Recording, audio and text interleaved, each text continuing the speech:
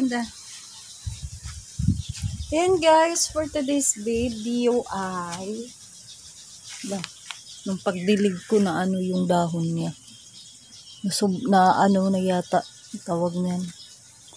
Ay, nung pagdilig ko na ano yung dahon. So, ngayon ang tuturo ko sa inyo, vlog natin ngayon, ayan. Yung result lang dun sa mga pinopropagate natin. So, kumusta na ba? Kumusta na ba yung mga pinopropagate ko? Ayan. Update lang ako, guys. Ito siya, naalala nyo na gumawa ako ng hangin plant. Pinutol-putol ko siya. Ito na yung ano niya. Siguro, baka 1 week na ito. Hindi ko na maalala. Pero, alam nyo, may ugat na yan. Pag ginaganon nyo yan, pag nagtatanim kayo, pag ginaganyan nyo guys, pag matigas, it means niyan, kumakapit na yung ugat sa lupa niya, meron na yung ugat. Kasi ako, mga 4 to 5 days, nakikitaan ko na yan na may mga ugat na talaga sila eh. Nakakatulong talaga ang paghalo ng ipa sa lupa nyo. Kasi mas mabilis talaga siyang nagkakaroon ng ugat. Ayan, dumaan yung sasakyan. Eh, lahat ng mga ano ko dito ay nilalagyan ko talaga ng ipa. Ang price nito dito ay 100, pero dun sa may part din, may lugar na ano na mura lang siya, mga 80 pesos. Makabili kayo guys. Gamit kayo ng ganito, ihalo nyo sa garden soil nyo. Yung lupa iyan, hindi naman talaga dyan lang yan nakukuha sa bakod namin. So, kaya lang siya gumanda kasi mayroong rice hull. Ang rice hull guys ay fertilizer na din yan. Mas maganda nga din yan pag sunugin nyo. So ito yung, yan yung isa yan sa mga pinopropagate ko. May video ako niyan. Tapos, ito, ayan, napropagate na naman ako ulit na ano naman sa tubig na. Yan siya ay galing dito. Nakapagkuha na ako ng ano, ilan na yung nakuha ko kasi may natanim ako doon banda. Doon banda, puntahan natin yan. Ayan, may natanim ako dyan 3. So, 3, 2. Tapos nag-transfer na naman ako ng 3. So, may 5 na. Ito yung seeds. Nalala nyo na kumuha ako ng seeds na galing dito sa kanila. Tapos, ito yung result guys. Oh. Ayan, tumubo na siya. Tapos ito naman yung mga napatubo ko na din. Na, tignan nyo. Alam nyo bang marami yan siya nagkakawala-wala. Kasi, yung nagdidilig minsan si kuya, pinaano niya yung tubig. Parang malakas yung ano niya. Kaya tuloy, yung pressure, kaya tuloy. Kasi maano lang siya eh. Magkakaanuhan. Pero guys, totoo yan ha. Totoo talaga yung seeds na tumutubo siya talaga sa, yung seeds ng mayanak na tumutubo talaga. Hindi po yan, may mga ugat na yan. May ugat yan guys. Oh. Alam nyo. Huwag na nating kunin. Ibalik natin. Ayun, marami na kaiyan siyang tubo dati.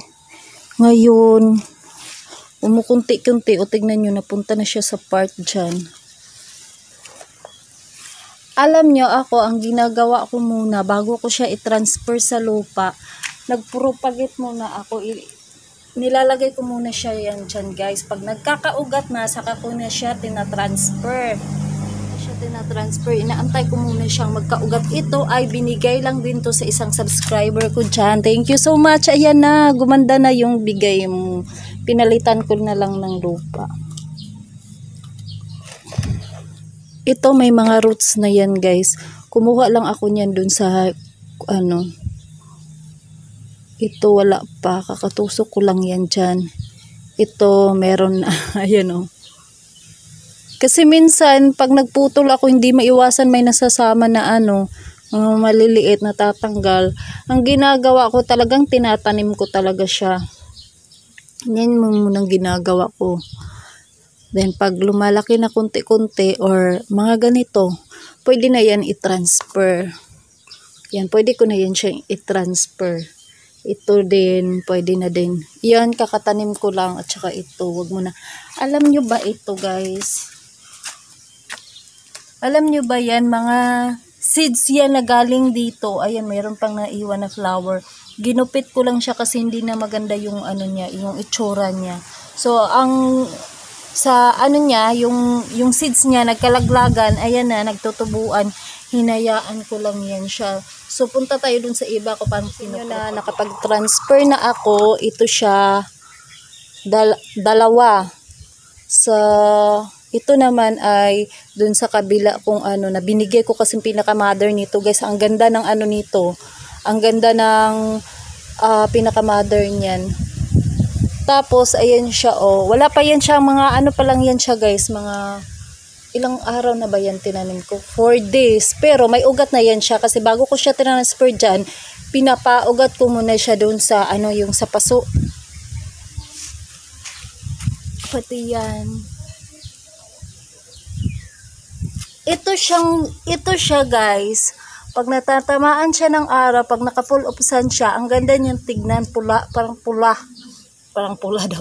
Pula yung ano niya. Pero pag hindi siya naka-full of sun, ganito yung itsura niya. Tingnan nyo, oh. Ang ganda ng kulay, no? Ganyan siya pag naka-full of sun. Pero pag hindi siya naka-full of sun, ganito yung itsura ng ano na. Kikita yung ano po. Dito tayo. Ito kasi bago ko lang siya nilagay dyan, eh. Ganyan yung kulay niya. Pero pag naka-full of sun, ganyan yung kulay niya, oh. Even din iyan, oh. Yung mga pinupropagate ko, ayan, nagpo-propagate ako ng ano. Lumalaki na sila. Maganda na siya, ano. Pag lumago na yan, yumabong na yan, mas maganda pa siya tignan yan kasi nagsama-sama sila, eh. Maganda siya tignan, guys, pag nagsama-sama sila. Rooted na yan, okay na yan, stable na yan sila.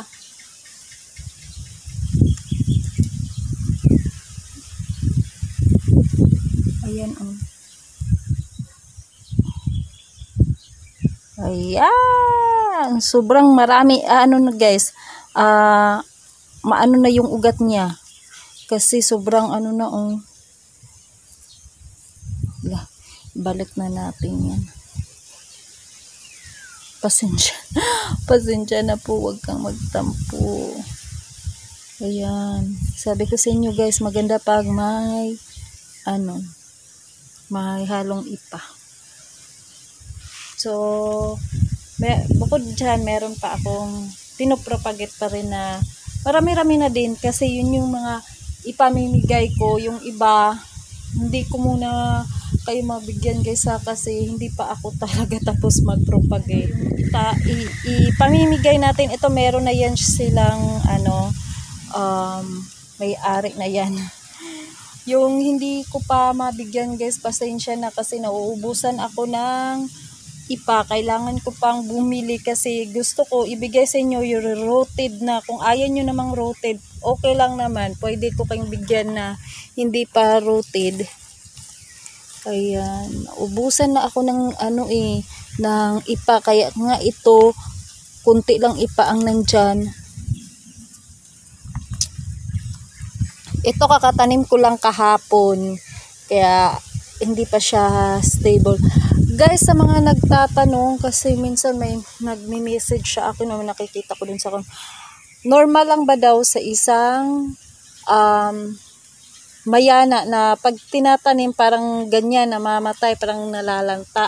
Yes po, normal lang yan siya kasi wala pa po yan siyang ugat. Ganyan talaga yung resulta niya pag wala pang ugat. Mga 4 to 5 days pag may ugat na yan, magiging ganito na yan siya, oh. Yan, tatayo na yan. Basta pag bagong tanim, ganyan talaga ang resulta guys kasi wala yan siyang ugat. Pag may ugat na, magiging ganyan na yan. Yan. Ito sila, bago lang yan guys. Kaya may ugat na yan siya. Ayan, oh, may ugat na yan. Kaya tumatayo na siya kasi may ugat na. Pag wala pa yung ugat, ganyan talaga ang mangyayari. Ganyan talaga ang resulta. Sa mga maliliit, ayan. Kurt tip sa mga maliliit na mga space dyan, kung meron kayong mga planggana na hindi na ginagamit, ang gagawin nyo guys, igaganito nyo. Paglaki niyan, maganda siya tignan kasi yung may binilhan ko ng kulyos, ang ginagawa niya, nakalagay siya sa mga ganito. Ang gaganda tignan yung nag-anuhan na siya, yung lumalaki na. Ang ganda tignan. Tapos ipaganyan nyo pagtanim, oh. Kaya ginaya ko yung sabi ko ay wala may planggana kaming walang ay hindi na nagamit sira kaya ginaganyan ko kaya bala ko nga bibili pa ako ng planggana ipanggaganyan ko tapos lihira ko dyan ayan kasi yung mga pinopropagate ko dyan malaki na yan ang gagawin nyo ayan so yan yung huwag kayo mag-alala ha kung yung mayana nyo, pagtanim nyo, ganan yung resulta. Kasi, natural lang po yan. Pag may ugat na yan, pag nagkukaumpisa na yan mag-uugat, gaganyan na yan guys.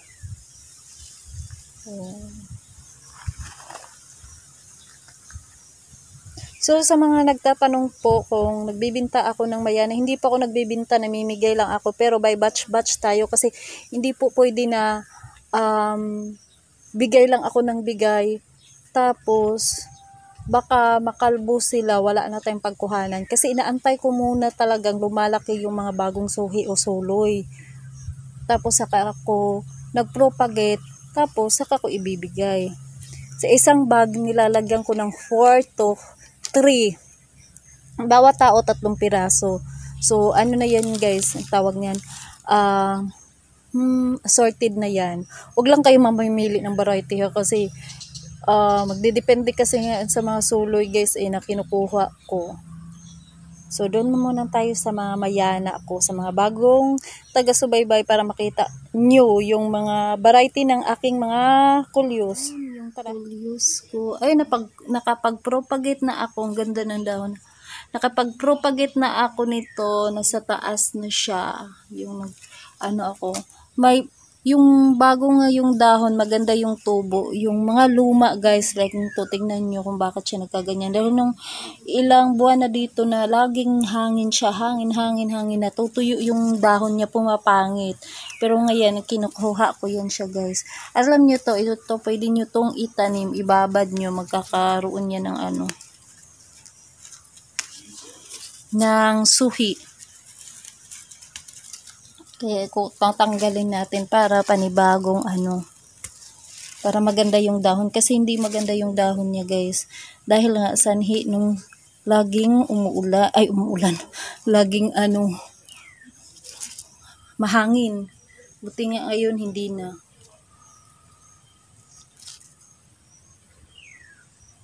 yan si Alban ito din malalaki din yung dahon ngayon din umiiksi, parang nangungulubot. Dati ginaganon-ganon ko pa yan guys, malaki pa yan sa palad ko. Ngayon hindi na maganda. Kasi nga laging hangin, yan, malakas yung hangin.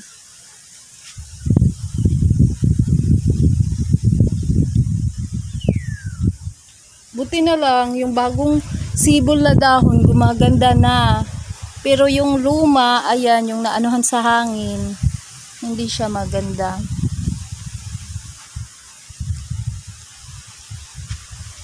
Marami na yung suhi dyan. Yan. Yan. Para makita nila yung mga bagong taga-subaybay natin. Ito siya kaya hindi siya lumalaki ng ganyan.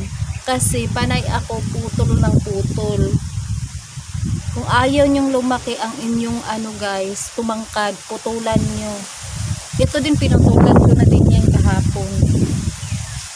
Mga bago kong tanim dyan. May mga iba dyan na pangit pa ang dahon kasi ko lang yan guys, kaka-transfer ko lang.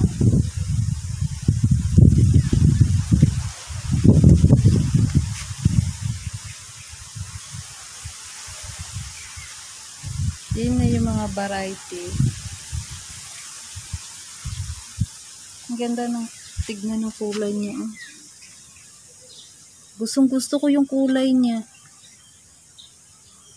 Ay, meron akong nakitang dahon hindi maganda. Kaya tanggalin natin yan. Ito naman si Campfire, si Orange. Kawawa na siya dyan. Talagang, bakit ko kasi siniksik siya dyan. Kaya tataanuhin ko yan guys. Ililipat ko na lang yan. Marami pa naman yung mga lalo malaki na yung anak niya. Yung suhi niya.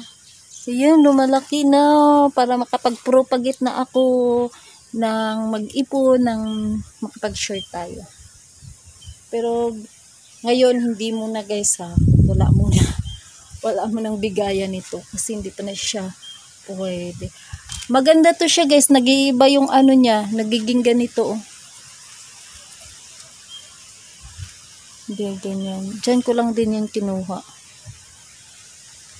Nagsiksika na sila dyan. Ayan.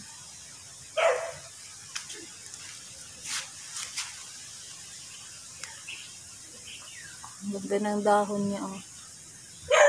Maingay na naman si Paolo. Yan. Ito, marami na din yan siya, mga suhi-suhi, suloy-suloy. Ayan, oh.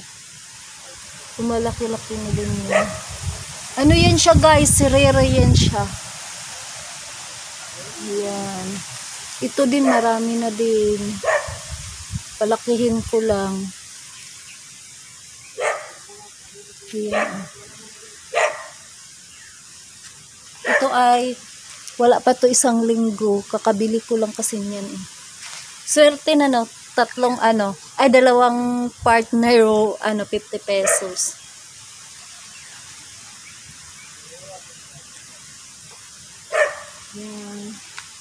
Yan nilagyan ko ng nilagyan ko yan ng mayana. Ito yung mga hanging plant ko. Ginawa kong hangin. Pag kung maggawa kayo ng ihangin nyo siya guys, pili kayo yung mga maliliit na dahon para maganda siya tignan. Yan, mga maliliit lang yung dahon. Yung mga buto. Ayan.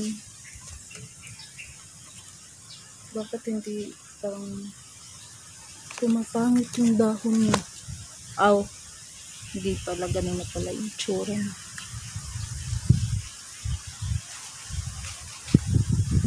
Dito pa yung iba, yung mga bago lang po ito. Ang ganda oh. Hala, parang umuulan. Bilis-bilisan ko na kasi umuulan siya guys. Yan na yung mga variety na meron ako. Tapos yung iba nasa taas. Yung iba nasa gilid, hindi ko na siya kasi umuulan na. Pasensya na. Ito mga bago kong tanim.